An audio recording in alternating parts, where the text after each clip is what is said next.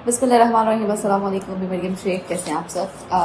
अभी मैं थोड़ा सा फ्री हुई थी, मैंने सोचा चलो मैं स्टूडियो में बैठ के ही वीडियो बना लूँ क्योंकि मेरी वीडियो जो है वो थोड़ी सी ऑलरेडी लेट हो चुकी है। आज बात करूँगी मैं अहम फैसले के हवाले से, इख्तिलाफी नोट जो है उस हवाले से। तो आज सुप्रीम कोर्ट, आज नहीं बल्कि कल जो है सुप्रीम कोर्ट के 2 जजेस जो हैं, मोहतरम जजेस, उनका इख्तिलाफी नोट सामने आया था जिससे ये महसूस हो रहा था कि पीटीआई वालों को जो है वो अब मुँह की खाना पड़ेगी। पीटीआई वालों को शिकस्त मिल गई है। पीटीआई वाले जो हैं वो अब जो उन्होंने दरख्वास्तें जो हैं वो दायर की थी, पटिशन्स दायर की थी, उनको जो है वो शिकस्त का सामना जो है वो करना पड़ेगा। जब ये इख्तिलाफी नोट सामने आया तो जो पीटीएम है यानी कि मुस्लिम लीग नून जो है और पीटीएम है, उनकी जानिब से है जो बहुत ज़्यादा खुशी का इजहार किया गया, बहुत ज़्यादा कह लें खुशखबरी मनाई, उनके लिए बहुत बड़ी ही खुशखबरी थी और उन्होंने उसको अच्छे तरीके से सेलिब्रेट करने का भी सोच लिया। उनकी जानिब से जो है मरीम नवाज साहिबा जो हैं वो फ़ौरन से बयानात जारी करना स्टार्ट कर देती हैं और ऐसा ही हुआ। उनकी जानिब से बयानात जो हैं वो सामने आने लगे।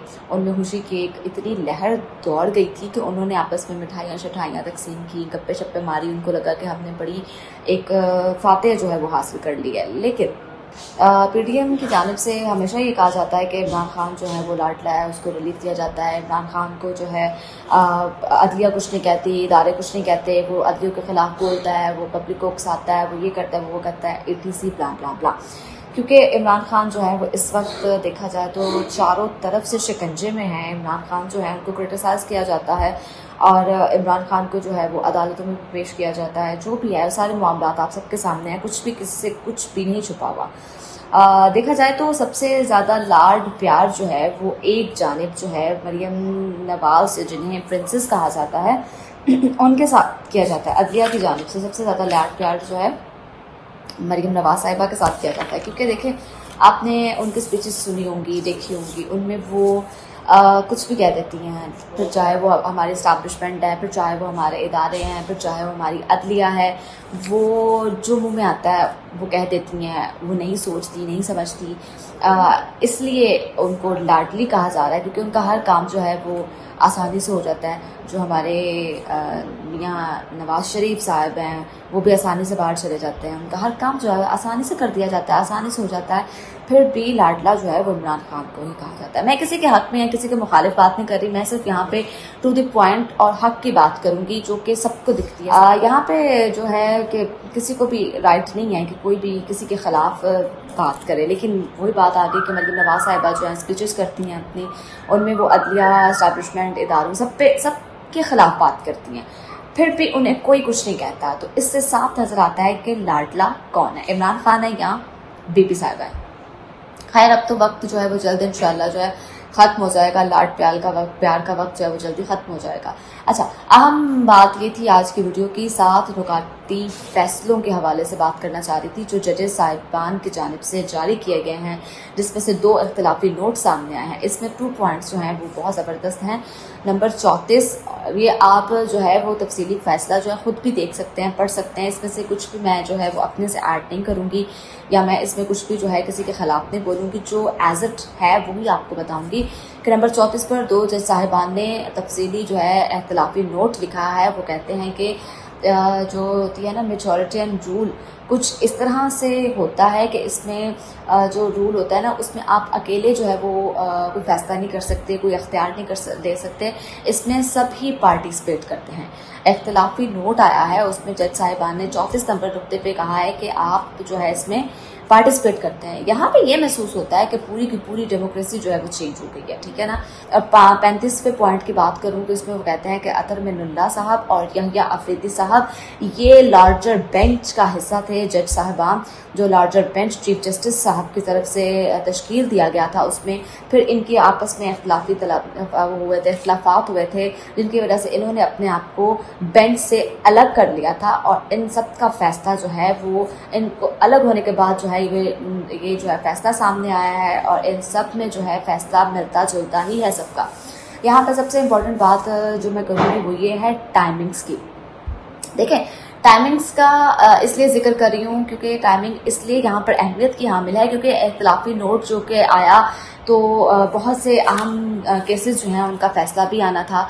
उन केसेस के अहम फैसलों से पहले ये इख्तिलाफी नोट का सामने आना कुछ कुछ समझ नहीं आती बात। मरीम नवाज जो हैं वो इस बारे में बात करती हैं, कहती हैं कि जी 2-3 का फैसला है, 2-3 का इख्तिलाफी नोट है, ये है वो है, और उसके कुछ ही देर बाद, कुछ ही अरसे बाद, कुछ ही मोहलत बाद जो है इख्तिलाफी नोट और फैसला सामने आ जाते हैं, सामने एक क्लियर बुक की तरह सामने आ जाते हैं। किसको बेवकूफ़ बनाया जा रहा है, किसको जो है पागल बनाया जा रहा है, ये सब कैसे हो रहा है कुछ भी समझ नहीं आती कि सब कुछ बिल्कुल सामने आ जाता है। अब आपको ये बताऊं कि ये जो 9 लोगों का बेंच था, ये चीफ जस्टिस साहब ने तश्कील दिया था अहम केस की समातों के हवाले से। 9 लोगों का 9 मेंबरान का बेंच तश्कील दिया था, जिसमें से जो है 4 लोग जो है वो अलग हो गए थे, केस खत्म होने से पहले ही अलग हो गए थे। उनको जो है कुछ इख्तिलाफात थे उसमें, उन्होंने लिहाजा फैसला किया कि हम इस केस में से अलग हो जाते हैं, निकल जाते हैं। खैर वो उनके अपने मामलात हैं, मुअज़्ज़िज़ साहिबान हैं, जज हैं, उनका फैसला जो है उनको बेहतर तरीके से पता है कि किस तरह से करना है, किस तरह से नहीं करना।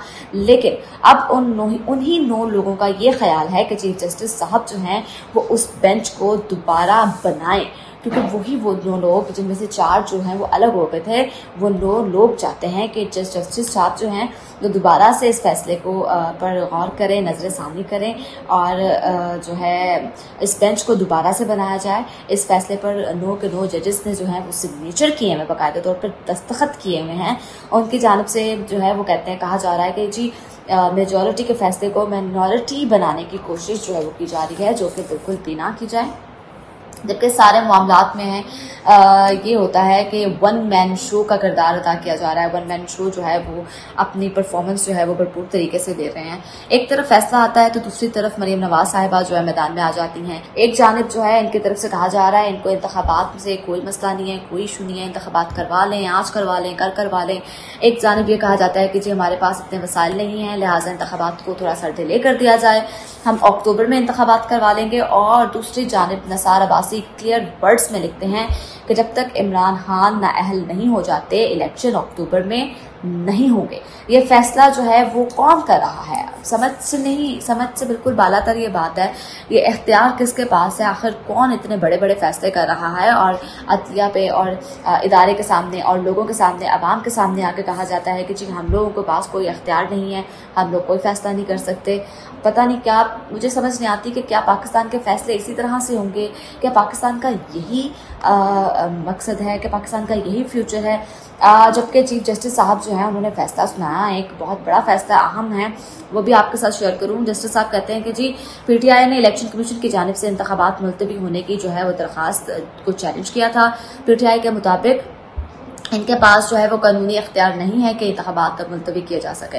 इंतखाबात में ताखिर जो है वो जमहूरी और आइन के मुतरादिफ है, लिहाजा समात जो है वो आज यानी सुबह 11 साढ़े 11 बजे तक मुलतवी कर दी गई थी। अभी भी फैसला जो है वो शाया नहीं किया गया, नहीं आया सामने, लेकिन इंतखाबात में ताखिर जो है वो जमहूरी और आइन के मुतरादिफ है, लिहाजा समात जो है वो आज यानी सुबह 11 साढ़े 11 बजे तक मुलतवी कर दी गई थी। अभी भी फैसला जो है वो शाया नहीं किया गया, नहीं आया सामने, लेकिन उम्मीद है कि इंशाअल्लाह जो है वो आइन जो है फैसला जो है वो आ जाएगा। जबकि पीटीआई की दरख्वास्त पर कल की समात का तहरीरी हुक्मनामा जो है वो जारी कर दिया गया है। जारी किया गया है कि अदालती हुक्मनामे में कहा गया है कि आइन के तहत आम इंतखाबात वक्त पर होना लाजिम है। दूसरी जानिब सुप्रीम कोर्ट में इंतखाबात मुलतवी करने के खिलाफ केस की समात के दौरान अटॉर्नी जनरल मंसूर उस्मान अवान ने फुल कोर्ट बनाने की इस्तदा की है। जबकि चीफ जस्टिस उमर अता बंदयाल ने कहा कि समात को पहले ही बहुत लटका चुके हैं।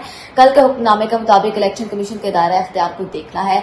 सादा सा सवाल है कि इलेक्शन कमीशन तारीख आगे कर सकता है या नहीं। अगर इलेक्शन कमीशन का इख्तियार हुआ तो बात खत्म हो जाएगी। और जबकि चीफ जस्टिस की जानिब से कह दिया गया है कि इंतखाबात जो हैं वो लाजिम होंगे और इंतखाबात को जो है वो जो तारीख दे दी गई है 30 अप्रैल की, उसी में ही करवाना जो है वो बरहक है और उसी में ही करवाना चाहिए। ये सारे मामलात था, ये सारी बातचीत थी जो मैंने आपके सामने रखी है। उम्मीद करती हूँ आपको वीडियो पसंद आई होगी। अगली वीडियो तक के लिए मुझे दीजिए इजाजत। अल्लाह के बाद।